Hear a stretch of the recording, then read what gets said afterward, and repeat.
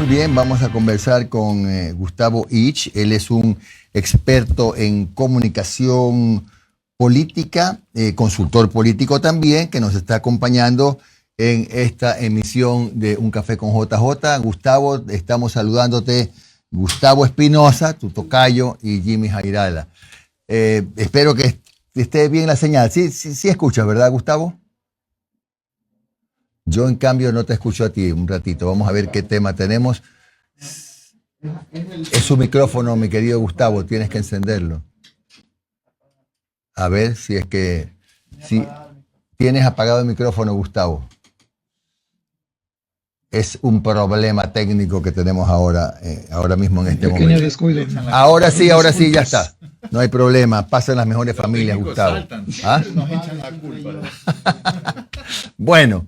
Son las 6:39. A ver, Gustavo, inicialmente pues el tema era hablar de la correcta difusión de la gestión del gobierno, es tu especialidad, pero ha pasado algo ayer que no deja de llamar la atención, y esto es el anuncio de 5 medidas económicas del gobierno nacional, que lo hizo mediante la presentación de su nueva vocera. Mi pregunta es, ¿estas medidas qué efecto pueden tener en la opinión del gobierno del presidente Noboa? ¿Cómo lo ves tú, Gustavo? Buenos días, Jimmy. Muchísimas gracias por la invitación. Un saludo cordial también para Gustavo y para todos quienes nos escuchan.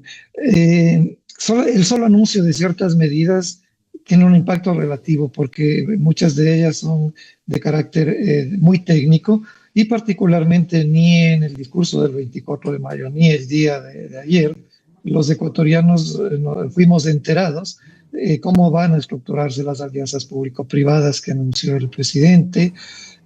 No sabemos cómo va a ocurrir esto en el campo de energía y modernización, en qué condiciones se van a modernizar las refinerías, una inversión extranjera, ni tampoco nos han dicho en qué consiste la transformación de estas empresas estatales de sectores estratégicos como Petroecuador, las eléctricas, CENEL y CELEG, y cómo se van a generar acuerdos anuales y con quiénes para lograr esos 300 megavatios adicionales de energía. Tampoco se ha dicho cuál va a ser la hoja de ruta para superar la crisis económica. Lo que ha habido es un discurso que se nos señala que hay que cerrar ciclos, que el país tiene que superar y que el gobierno ha logrado superar ese caos heredado, que es un discurso viejo. Además, todos los nuevos gobiernos le echan la culpa a los anteriores sobre el tema de la crisis económica, pero aquí se nos está diciendo que prácticamente está superado y que con estas medidas van a salir adelante estas empresas del Estado, el régimen y por supuesto todos los ecuatorianos. Pero está hablando de sectores de la economía ecuatoriana, sectores ya estratégicos. Por fin está hablando de sectores estratégicos de la economía después de 18 meses, junto con otros como vialidad, minería, telecomunicaciones, medio ambiente. Entonces, no se ha delineado el modo en que se combatirá la corrupción, Jimmy, que salpica a argollas políticas y grupos de interés, y peor, no se dijo nada tampoco en relación a la estrategia para combatir el blanqueo de capitales en el sistema financiero. Estamos hablando de cifras que modestamente se calculan entre 3.500, 4.000 millones de dólares al año como mínimo. ¿Y cómo se va a garantizar la sostenibilidad productiva? ¿O se fortalecerá a los agricultores, a los comerciantes, a los industriales, a los emprendedores? No se trata aquí de seguir entregando bonos o trabajos a medio tiempo y para los jóvenes o para uno o dos de los sectores más deprimidos de la economía. Se necesita una estrategia convincente, estructurada, esa hoja de ruta precisamente, que nos diga con claridad qué es lo que vamos a hacer, cómo se va a superar esta crisis económica, si va a seguir endeudándose con los multilaterales, y cómo se va a generar esa inversión en medio de un ambiente de absoluta inseguridad, no solo por el tema de la delincuencia, sino porque no hay seguridad jurídica todavía muy clara para los inversionistas extranjeros.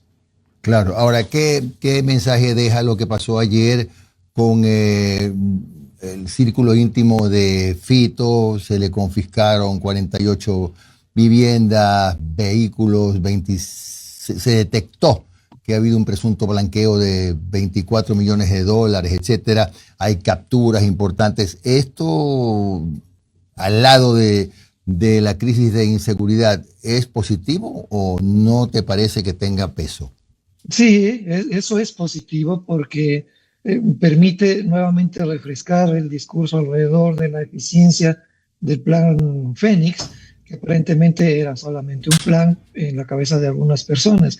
Y digo esto porque al inicio de la declaratoria de conflicto armado interno se generaron algo que en comunicación política no debe hacerse, es decir, Ujú. expectativas positivas sobre temas que o no sabían, o no entendían, o no quisieron entender a partir de una estrategia solamente publicitaria Ujú. sobre la gravedad y la complejidad de estos temas que en otros países, empezando por los propios Estados Unidos, desde la década de 2030, no han logrado superar estos procesos tan difíciles.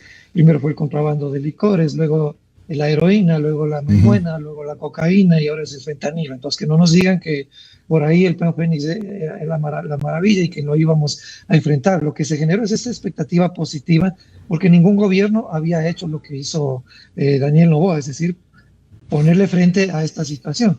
Eventualmente eso va a tomar muchísimo tiempo y se necesita la participación no solo de las fuerzas de seguridad, sino de la sociedad ecuatoriana en su Ujú. conjunto y alianzas internacionales con países y con organismos que son ya expertos en el manejo de estos temas, porque insisto, y más todavía en esta época, la delincuencia transnacional es una industria mundial que tiene esa enorme capacidad de manejar cientos de miles de millones y contaminar toda la institucionalidad pública de los países en donde está inmersa. Entonces Ajá. hay que empezar a manejar la comunicación política con seriedad. Claro.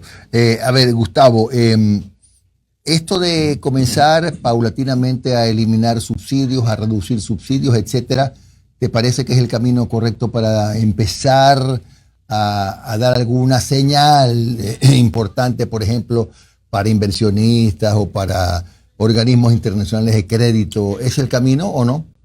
Es el camino para generar tranquilidad a esos sectores precisamente, Jimmy, pero vamos a ver la eliminación de estos subsidios, hasta qué punto llegan en el transcurso de los siguientes meses, a qué sector aplican, cuáles van a ser las medidas que se van a tomar en materia económica para que la eliminación de esos subsidios no genere un impacto negativo a amplios sectores de la ciudadanía que han venido trabajando y sobreviviendo en medio de un estado en el que no ha habido inversión pública durante prácticamente 3 años. Eso es impresionante. Y digo, a ver cuál es el impacto que esas medidas generan, porque la estrategia económica, como cualquier otra estrategia, debe existir en función de objetivos y de metas totalmente definidos y apuntar hacia los sectores diversos que necesitan que se tomen decisiones claras, consistentes, políticas de Estado y no políticas de campaña, no políticas ancladas a la publicidad.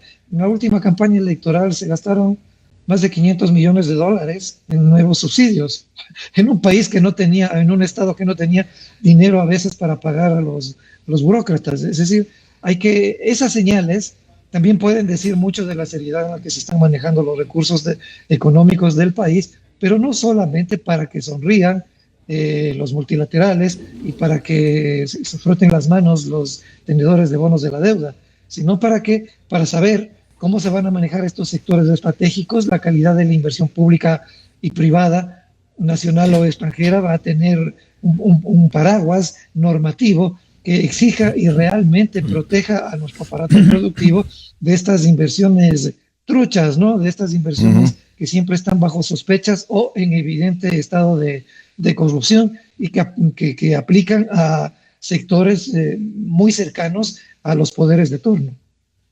¿Qué tal, Gustavo Hola Tocayo? Gustavo, Buen día. gusto irte a los años, A los tiempos, sí, aunque sea por esta vía, aunque sea. juntos Te pudimos saludo con mucho compartir afecto. temas de capacitación. Muchas gracias, Gustavo. Ahora volviendo al tema inicial, gobierno hace lo correcto en difusión de su gestión al tener una vocera ¿Qué mensaje está lanzando?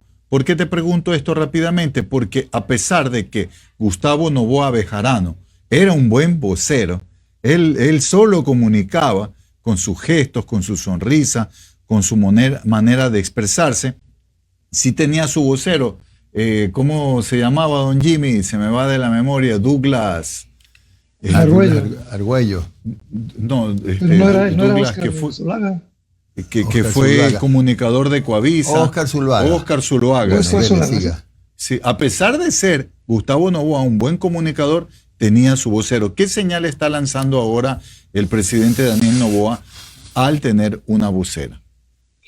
A ver, hay que ver, hay que darle tiempo al tiempo, porque si el gobierno decide tener una vocería, esa vocería necesita ser la de una persona absolutamente capacitada en comunicación política, que no es lo mismo, una fuerte conexión con medios de comunicación. Cuando digo una fuerte conexión no me refiero a que sean amigos, sino a que sea capaz de tramitar la información que se produce desde la presidencia, fundamentalmente, no desde todo el aparato del Ejecutivo, sino fundamentalmente las decisiones políticas, económicas, de seguridad, las más gravitantes, para beneficio de la imagen del presidente, y desde él se proyecten hacia el conjunto al decir del tramitar, gobierno. Gustavo, al decir tramitar, tú incluyes no solamente comunicar, no solamente salir a dar la cara, sino en cuanto a la ayuda de evaluación de lo que se debe o no decir y cómo decirlo.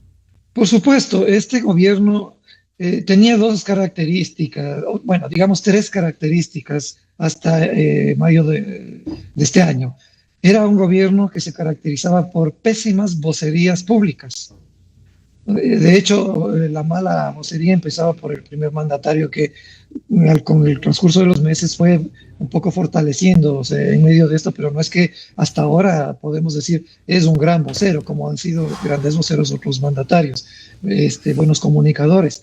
Los derrapes de algunos de sus funcionarios en sectores muy delicados como seguridad, como medio ambiente, lo que pasaba en Petroecuador. Bueno, ¿para qué seguimos poniendo estos ejemplos? Están todavía muy frescos en la gente.